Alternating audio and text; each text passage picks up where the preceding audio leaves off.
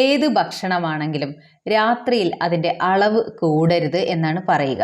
എന്നാൽ ഇന്ന് മിക്ക ആളുകളും രാത്രിയിലാണ് ഏറ്റവും നന്നായിട്ട് ഭക്ഷണം കഴിക്കുന്നത്. അത് ഏത് ഭക്ഷണമാണെങ്കിലും ഇത് നമ്മുടെ വയറ്റിലെ കൊഴുപ്പ് അടിഞ്ഞു കൂടുന്നത് കൂട്ടും. സ്ത്രീകളാണെങ്കിലും പുരുഷന്മാരാണെങ്കിലും അമിതമായിട്ട് വയറ് ചാടുന്നതിൻ്റെ ഒരു പ്രധാന കാരണം ഈ രാത്രിയിലുള്ള അമിതമായിട്ടുള്ള ഭക്ഷണമാണ്. രാത്രിയിൽ പിച്ചക്കാരനെ പോലെ ഭക്ഷണം കഴിക്കണം എന്നാണ് പറയുന്നത് പോലും. രാവിലെയാണ് നമ്മൾ ഏറ്റവും നന്നായിട്ട് കഴിക്കേണ്ടത്. അതായത് ബ്രേക്ക്ഫാസ്റ്റ് ആണ് നമ്മൾ രാജാവിനെ പോലെ കഴിക്കണം എന്ന് പറയുന്നത്. കാരണം ആ ഒരു ദിവസത്തെ ഊർജം മുഴുവൻ നിലനിർത്താനുള്ള ആ ഒരു ഊർജം നമുക്ക് കിട്ടുന്നത് നമ്മുടെ ബ്രേക്ക്ഫാസ്റ്റിൽ നിന്നാണ്. രാത്രിയിൽ നമ്മൾ ഒരുപാട് ഭക്ഷണം കഴിച്ചാലും അതിലുള്ള കാലറീസ് എരിച്ചു കളയാനായിട്ട് നമ്മുടെ ശരീരം പ്രത്യേകിച്ച് വർക്കൊന്നും ചെയ്യുന്നില്ല. മിക്കവരും രാത്രി ഭക്ഷണം കഴിച്ച് നേരെ കിടന്നുറങ്ങുകയാണ് പതിവ്. അതുകൊണ്ട് തന്നെയാണ് രാത്രിയിലുള്ള അമിതമായിട്ടുള്ള ഭക്ഷണം നമുക്ക് വയറ് ചാടുന്നതിന് ഇടയാക്കുന്നതും. ഇനി രാത്രിയിൽ ഏതൊക്കെ ഭക്ഷണങ്ങളാണ് നമ്മൾ ഒഴിവാക്കേണ്ടതെന്ന് നോക്കാം. ഈ ഒരു കാര്യത്തെക്കുറിച്ചാണ് ഇന്നത്തെ വീഡിയോയിൽ പറയുന്നത്. ഞാൻ doctor Deepika's homeo clinic, Malappuram ജില്ല. നമ്മൾ മലയാളികളെ സംബന്ധിച്ച് രാത്രിയിൽ ഒഴിവാക്കേണ്ട പ്രധാന ഭക്ഷണം ചോറ് തന്നെയാണ്. കാരണം ചോറ് എന്ന് പറയുന്നത് കാർബോഹൈഡ്രേറ്റ് ആണ്. കാർബോഹൈഡ്രേറ്റ് അധികമായി കഴിഞ്ഞാൽ ഇത് കൊഴുപ്പായിട്ടാണ് ശരീരം ശേഖരിച്ചു വെക്കുന്നത്. ഇത് ഇന്നത്തെ ഫാറ്റി ലിവർ, അതുപോലെ ട്രൈഗ്ലിസറൈഡ്സ് ഇങ്ങനെയുള്ള അസുഖങ്ങളുടെ ഒരു പ്രധാന കാരണം തന്നെയാണ്. ചോറിനു പകരം നമുക്ക് ഗോതമ്പ് കൊണ്ടുള്ള ചപ്പാത്തിയോ രാഗി ദോശയോ ഇതൊക്കെ കഴിക്കാം. ഇത് കൂടാതെ ഇതിനുള്ള കറിയും നമുക്ക് നന്നായിട്ട് നാരുകൾ അടങ്ങിയിട്ടുള്ള വെജിറ്റബിൾസ് ഉപയോഗിക്കാം.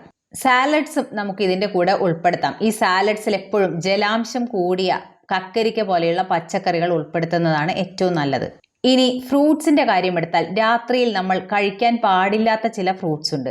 അതായത് ആസിഡിക് ആയിട്ടുള്ള ഓറഞ്ച്, മുസമ്പി, നാരങ്ങ ഇങ്ങനെയുള്ള ബെറീസ് ഇതൊക്കെ നമ്മുടെ അസിഡിറ്റി പ്രശ്നങ്ങൾ കൂട്ടും.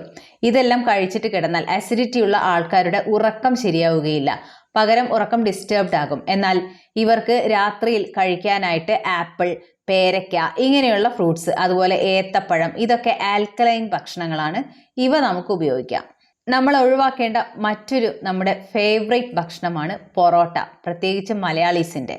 അപ്പോൾ പൊറോട്ട എന്ന് പറയുമ്പോൾ ഒരു പൊറോട്ട എന്ന് പറയുന്നത് 3 ചപ്പാത്തിക്ക് തുല്യമാണ്. എന്നാൽ നമ്മൾ കഴിക്കുമ്പോൾ ഒരു പൊറോട്ടയിൽ പലരും നിർത്തില്ല, 4ഉം 5ഉം ഒക്കെ പൊറോട്ട കഴിക്കുന്നവരുണ്ട്. അതുകൊണ്ട് തന്നെ പൊറോട്ട രാത്രിയിൽ കഴിക്കാതിരിക്കുന്നതാണ് ഏറ്റവും നല്ലത്. പൊറോട്ട എണ്ണം കൂടുന്തോറും കാലറിയുടെ അളവും കൂടും.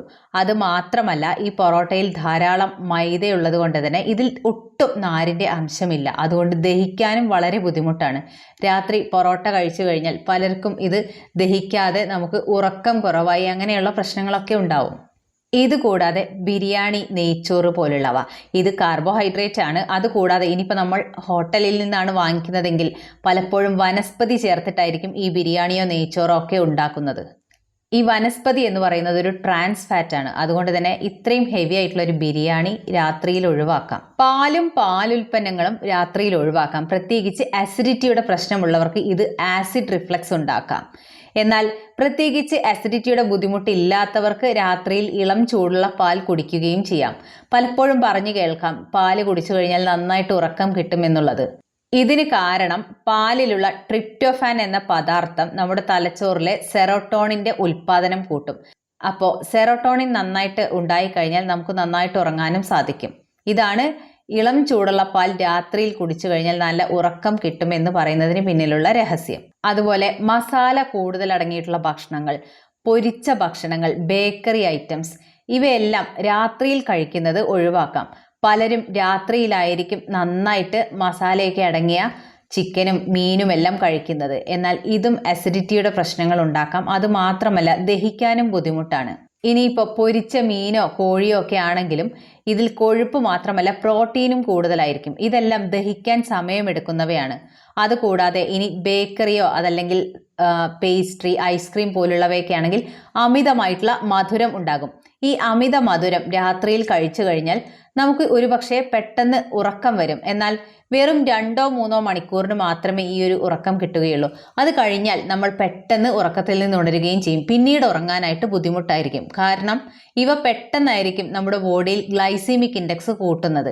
അത് കഴിഞ്ഞു കഴിഞ്ഞാൽ ഇത് ബോഡിയെ വല്ലാതെ തളർത്തും. അങ്ങനെ നമുക്ക് ഉറങ്ങാൻ ബുദ്ധിമുട്ടാകും. ഇനി ഡ്രിങ്ക്സിന്റെ കാര്യം എടുത്താൽ ചായ, കാപ്പി പോലുള്ളവ രാത്രിയിൽ കുടിക്കുന്നത് ഒഴിവാക്കണം. കാരണം ഇതിലുള്ള കഫീൻ ഉറക്കക്കുറവുണ്ടാക്കും. ഇനി ഗ്രീൻ ടീ ആണെങ്കിൽ പോലും ഇത് നമ്മുടെ ശരീരത്തിന് കൂടുതൽ ഉന്മേഷം നൽകുമെന്ന് പറയുമെങ്കിലും ഒരു 6 മണിക്ക് ശേഷം ഗ്രീൻ ടീ കുടിക്കാതിരിക്കുന്നതാണ് നല്ലത്. ഇതും ഉറക്കക്കുറവുണ്ടാക്കാം.